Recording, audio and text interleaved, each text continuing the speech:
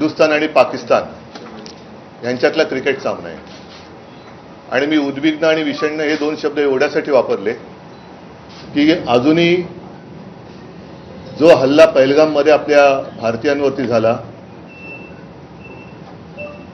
त्याच्यामध्ये ज्या पर्यटकांची हत्या केली गेली त्यांचं रक्त सुकलेलं नाही, घाव भरलेले नाहीत।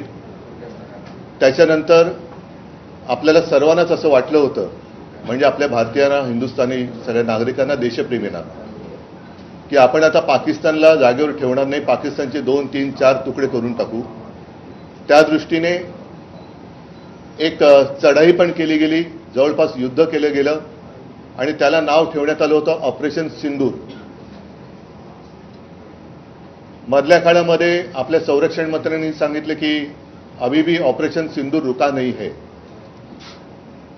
एकूणच ते जे काय वातावरण होतं हे वातावरण आपल्याला काही नवीन नाहीये, कारण थोड्या थोड्या दिवसांनी म्हणा, काही वर्षांनी म्हणा, पाकिस्तान आपल्या देशावरती आतंकवादी हल्ले करतं। त्यावेळेला आपण सगळे उठून जागे होतो, सरकार पण चवताळल्यासारखं उठतं, आपले सैनिक शौर्य गाजवतात आणि याही वेळेला ज्या बातम्या येत होत्या त्या बातम्या जवळपास पाकिस्तान आपण पादाक्रांत करतो आहोत अशा स्वरूपाच्या बातम्या होत्या। शौर्याने तर म्हणजे सैनिकांनी तर शौर्याची परिसीमा गाठली होती। अचानक काय झालं, कुठून कळ फिरली काय सांगता येत नाही। ट्रम्प म्हणतायत की त्यांनी युद्ध थांबवलं, व्यापारासाठी युद्ध थांबवलं।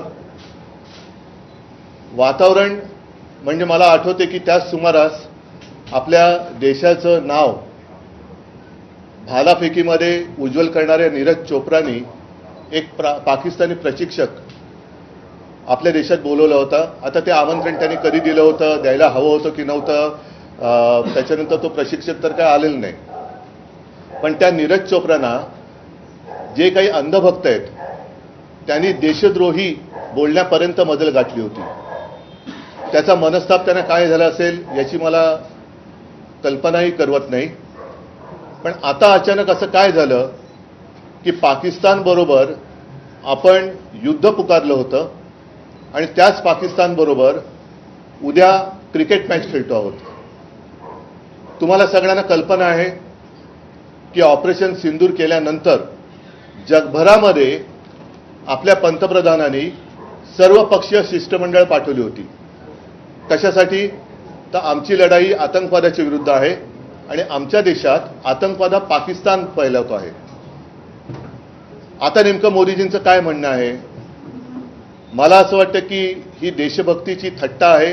नुसती थट्टाच नाही तर देशभक्तीचा हा व्यापार चाललेला आहे, देशभक्तीचा व्यापार।